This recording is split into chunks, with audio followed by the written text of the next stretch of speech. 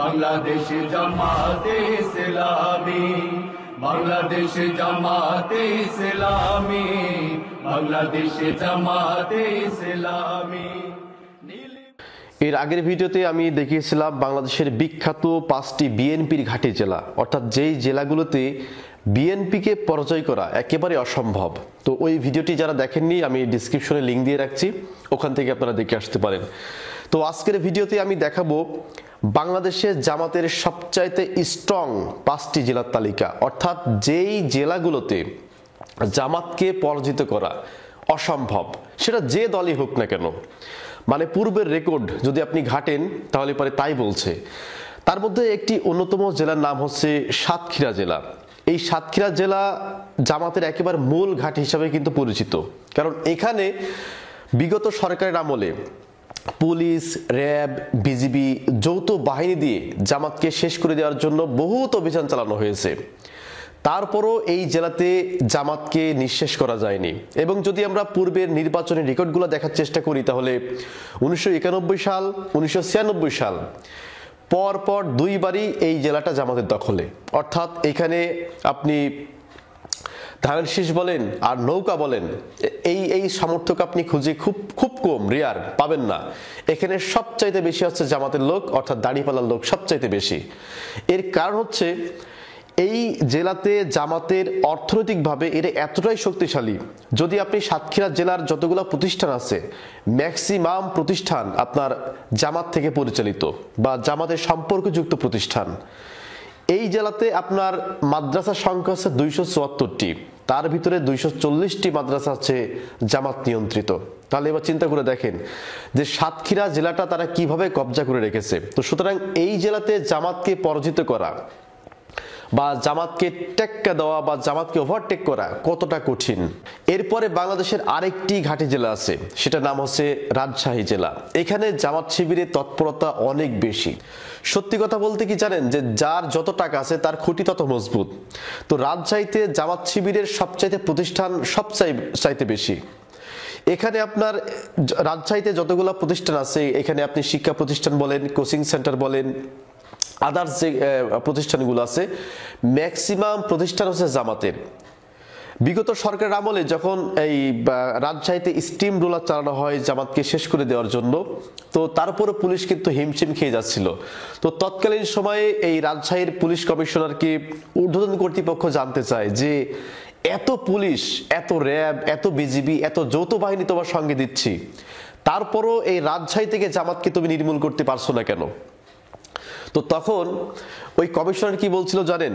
তো তিনি বলতেছে যে এখানে আমরা নির্মূল করতে পারছি না, একটাই সমস্যা, সেটা হচ্ছে এখানে যতগুলা বিল্ডিং আছে, এখানে জামাত যে ব্যবসা বাণিজ্য করে, কোনো ব্যবসা বাণিজ্য তারা কিন্তু ভাড়ায় নিয়ে করে না।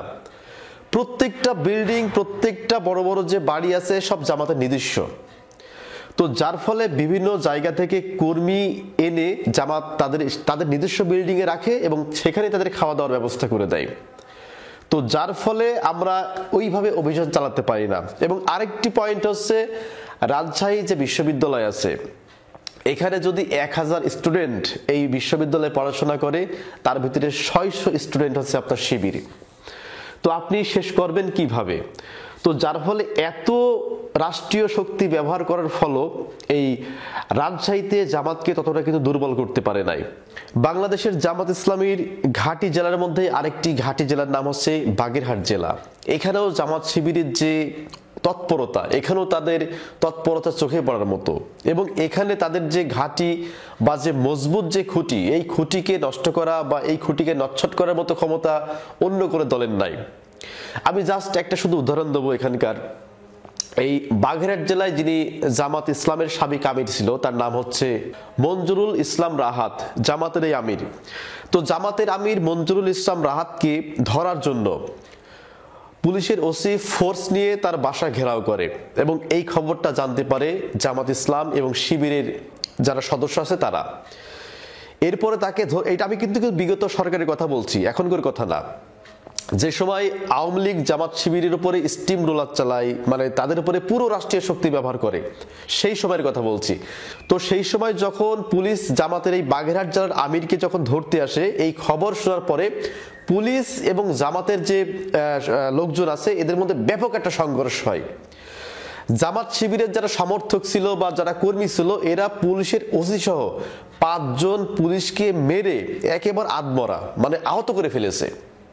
চিন্তা করেন, মানে বর্তমান মানে তৎকালীন আওয়ামী লীগ সরকারের আমলে একজন ওসি এবং তার সাথে যে ফোর্স ছিল সেই সমস্ত ফোর্সকে মেরে একেবারে মাটিসাৎ করে ফেলেছে জামাত ইসলামের লোকেরা। যখন তাদের কোনো পাওয়ার নাই তারা তারপরও পালিয়ে বেড়াচ্ছে, তারপরও তাদের শক্তিকে কোন পর্যায়ে চিন্তা করেন। শুধুমাত্র তাদের একজন আমিরকে ধরতে এসেছিল, এতেই পুলিশের ওসি সহ বাকি সদস্যদের মেরে একেবারে হাসপাতাল। তাহলে কতটা শক্ত অবস্থানে আছে এই বাগেরহাট জেলা জামাত শিবিরের যারা নেতাকর্মী আছে। তো সুতরাং সেই হিসেবে বলা যেতে পারে যে জামাত ইসলামের একটি ঘাঁটি হচ্ছে এই বাগেরহাট জেলা।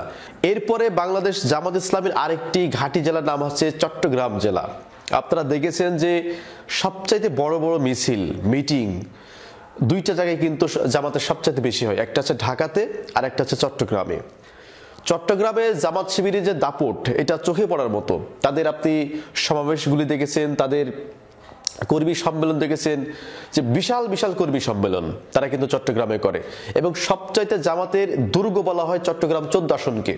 একটা জিনিস দেখেন যে 2008 সালে যখন তত্ত্বাবধায়ক সরকারের অধীনে একেবারে ফেয়ার নির্বাচন যখন হয়, 9 সালে যখন আওয়ামী লীগ ক্ষমতায় আসে, তো এই নির্বাচনে বাংলাদেশ আওয়ামী লীগ কিন্তু এককভাবে জয় পেয়েছিল। মানে আপনি বাংলাদেশের যেই জেলার দিকে তাকান না কেন, মানে একক সংখ্যাগরিষ্ঠতায় আপনার জয় পেয়েছিল বাংলাদেশ আওয়ামী লীগ।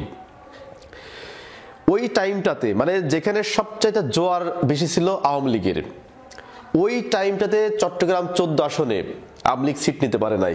চট্টগ্রাম 14 আসনে 2008 সালের যে নির্বাচন হয়েছিল তত্ত্বাবধায়ক সরকারের আমলে, সেই টাইমেও 14 আসন থেকে আপনার জয়লাভ করেছিল এই বাংলাদেশ জামাত ইসলামী।